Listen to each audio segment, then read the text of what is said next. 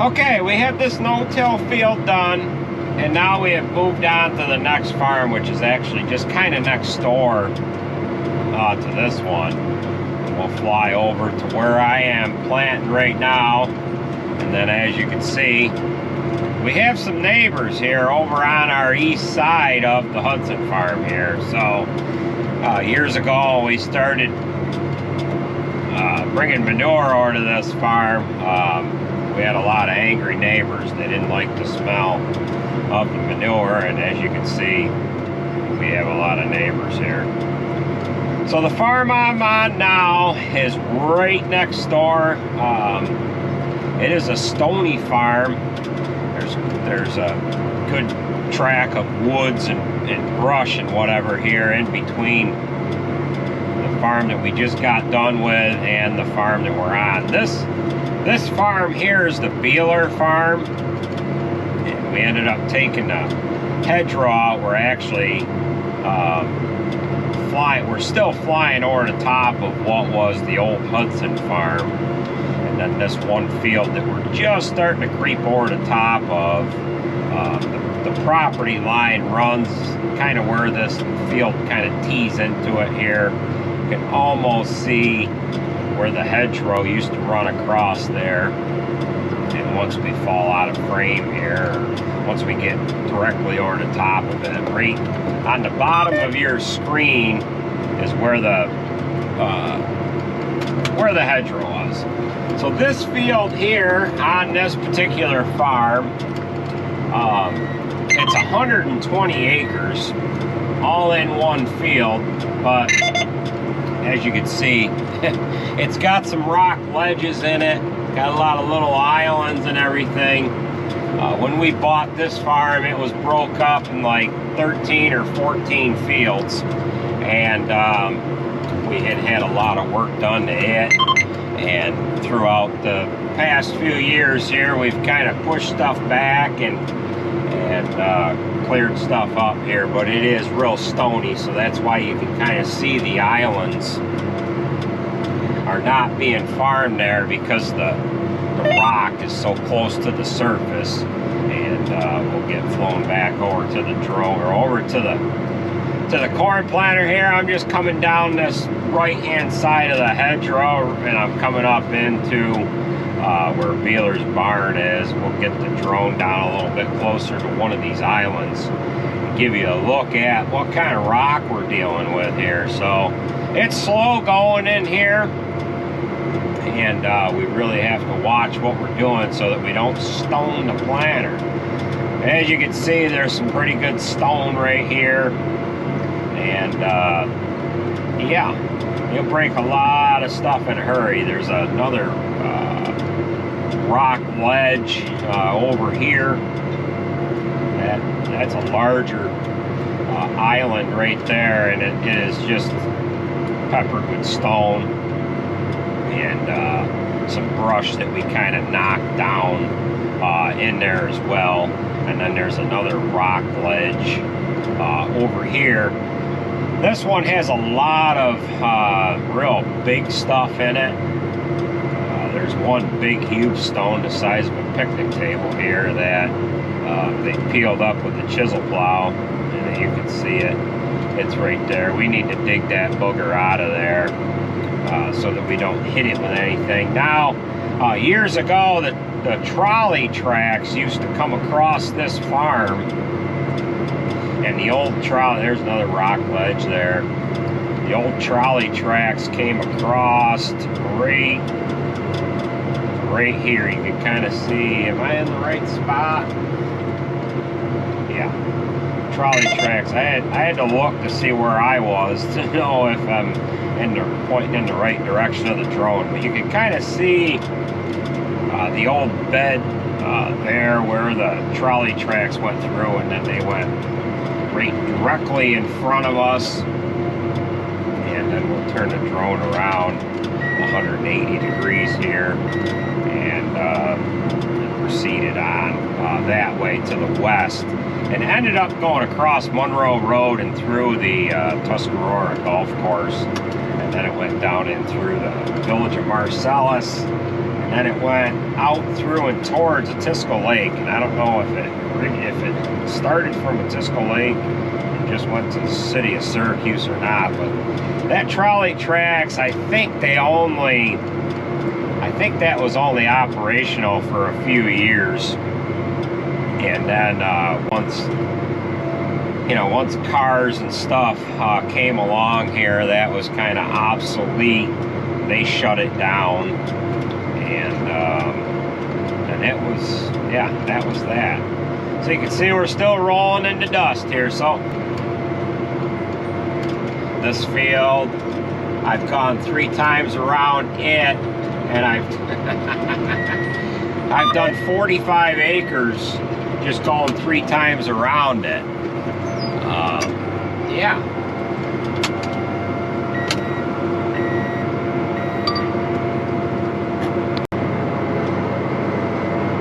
I got pretty close here. Yeah. Well, we had this guy here drop off the other Freightliner. This is Steve. ISX 565, and we're putting him to work. We kidnapped him. So. Hey, it's a good kidnap. It's been a while since I did this. Tim said, yeah, we'll take you over if you want to see Andy for a little while. And he rode around me for a little while. Tim left, went back, filled this truck up with fertilizer. So we've put this old boy to work. So enjoyed every minute of it. You've got to load some stuff for West next, right? When you leave here, you're going right to Jersey Town. Jersey Town. So you got a few loads to move for him, eh? About 5 or so. Yeah. You never know, he might have 6. Yeah. Yeah. Well, we're going to get this planter filled up here and get back, plant some corn. My father's running a 6-row here on this side of the field, and we're working over there. We'll just put 2 bags against each tire, Steve. I don't know.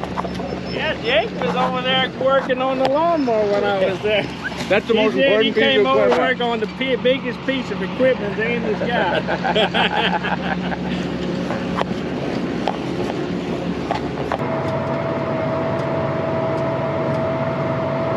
Alright, so Steve left here a little while ago.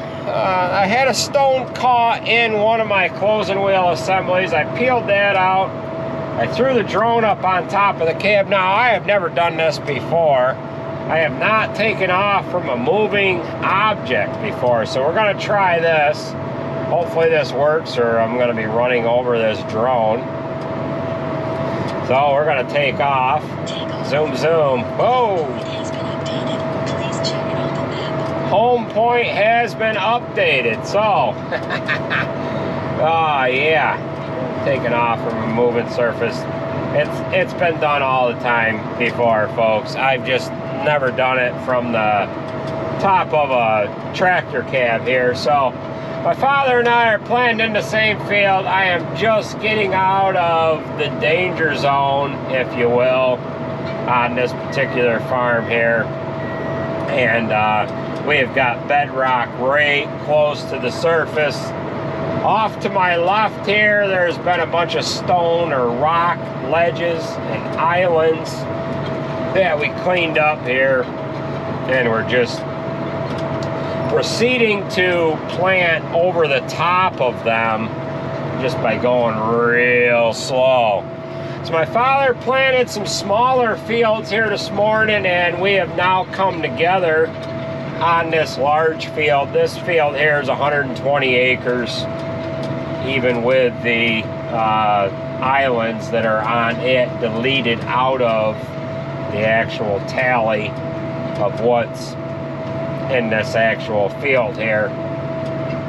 So he is over to my right here. We are sharing guidance tracks, and we're working both sides towards the middle.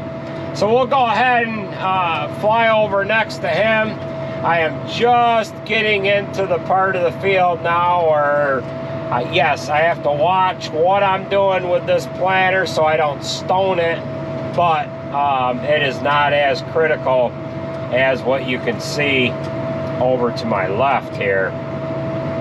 There has just been a ton of areas that we really had to watch what was going on, or we were going to be fixing stuff. So luckily enough, we are still together. I've planted this farm in the middle of the night before the last couple years, and that was no fun. And now we're planting it in the daylight. So once we get to the end of the field here, we'll fly over and check on my father, see how he's doing. He is, oh, he's probably 100 feet to my right here.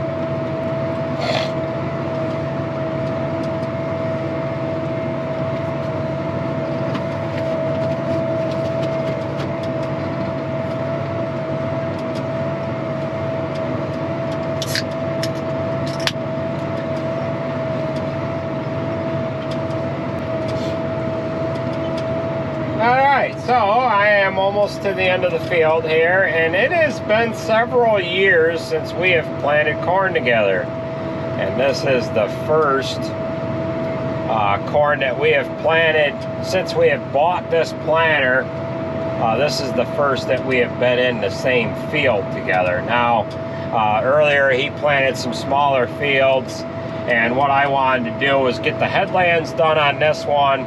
I wanted to get some straight rows struck out because that planter there does not have section control on it. In other words, that planter is not going to shut off when it comes into the headland or coming into odd-shaped rows. So I got him on the square side of the field. We're now sharing each other's guidance track, and we're both working both sides towards the middle, and we're running completely parallel with each other here. Now, what we're doing is having him plant some of the smaller fields, although it is not, it's not really one of them things where, you know, hey, the big planter is, you know, it's losing you a lot of time by planting the smaller fields. It's just working out better that way. We're actually both planting the same kind of seed right now. He just got moved over into the variety of seed that I am planting, and we have 3 varieties of seed that we have planted on this farm here. We started with Seed Consultants. Then I moved over into some DeKalb. I planted all through the DeKalb, and now we are planting Hubner 6225. This is a dual-purpose variety of seed, and we can either harvest this off for grain, or we can harvest it off as silage. So he is in the longest part of the field here, and if you look, there is Corporal Welch Road right there, and then we've got the far east, or I'm sorry, west side of the field actually goes over into the old Hudson farm. So these 2 farms are joining each other now, and it makes it nice for being able to own both of them side by side here. So we'll try to get the drone down, maybe a little closer here, give you a good look at this setup. Back in the day, we had a 1750 corn planter that had finger pickup seed delivery on it, but it was dry fertilizer. This one is a 1755, and it has liquid fertilizer on it. Nothing special other than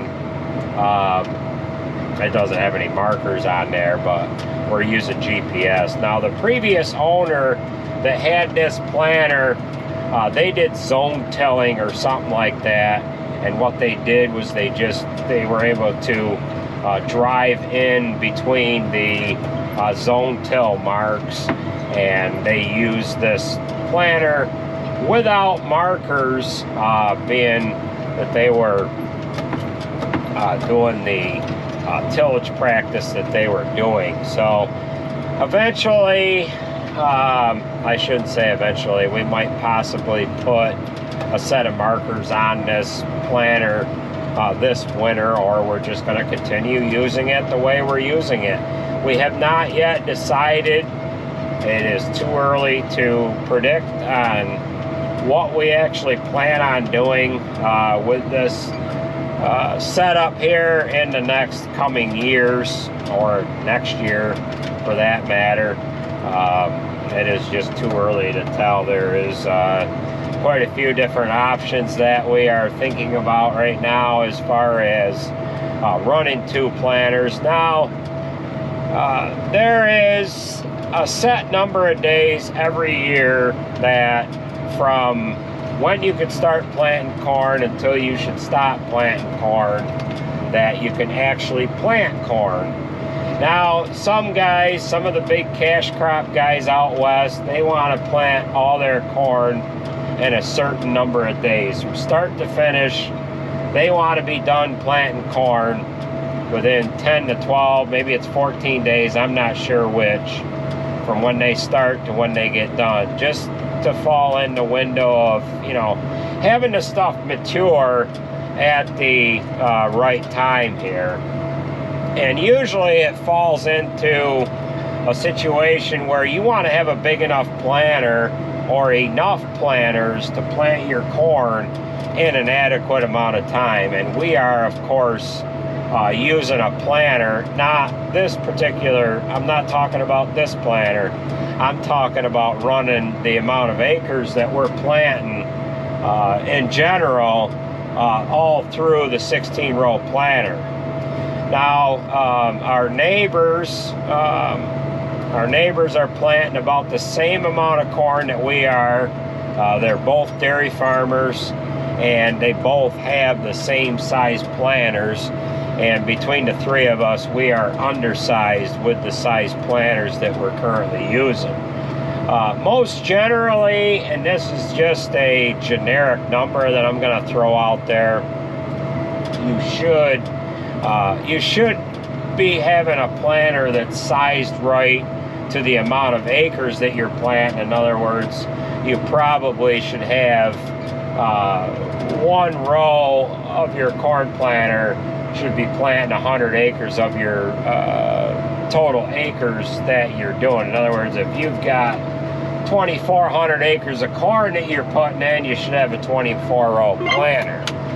We've got a 16-row planter, and I'm not going to give an exact number of the amount of acres that we're planting, but I can tell you right now we're planting more than 1,600 acres.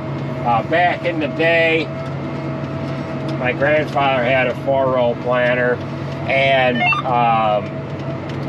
you know, there was us, our farm, my Uncle Jerry's farm, and my Uncle Pat's farm, and we had nowhere near 400 acres back when my grandfather was in charge of things. And we, you know, with that being said, we are, you know, we need to get a larger planter or plant with 2 of them like we're doing, and get closer in size to what we're doing with the amount of acres that we're trying to plant each year, just so that we can get the seed in the ground quicker than we have done it in the past bunch of years here. So the 6-row is working out pretty good. It is taking a little bit of stress off the 16-row, and we're able to get some acres done by the end of the day here. So I've rambled on long enough. I'm going to fly this drone down to the end of the field here. We're going to go ahead and get it landed before I end up freaking running into a bird or something. But we were glad that Steve ended up trucking those, or delivering those trucks up to us from Arkansas. If any of you haven't caught him on his channel is ISX Cummins 565. and he puts out videos every now and again. He's actually going to be moving Wes Pandy's equipment down into the Carolinas. If you don't know who Wes Pandy is, he also has a YouTube channel called One Lonely Farmer, and he is located in New Jersey. He bales a lot of hay for the mushroom farms, grows a little bit of corn, and he also does some custom baling. He's currently running 3 Crone big balers all together. His nephew has one of the 3rd balers, and he's got 2 himself, and he's actually running down into the Carolinas doing some custom baling, like I was saying, and Steve's gonna truck the equipment down there for him, and he's got as many as 5 loads, maybe even 6 loads to deliver down there, so that Wes can bale the wheat straw once they get combining wheat down in the Carolinas. So check out those guys, folks. It's One Lonely Farmer and ISX Cummins 565. And that is going to do it for this video.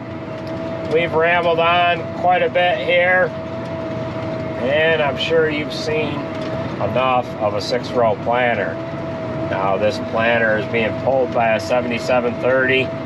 It is overkill by no stretch of the imagination, but we needed to use GPS on this planter because there's no markers, and that's the smallest tractor we have with GPS on it. So that's gonna do it, folks. I want to thank you for watching, and we will catch you at the next one.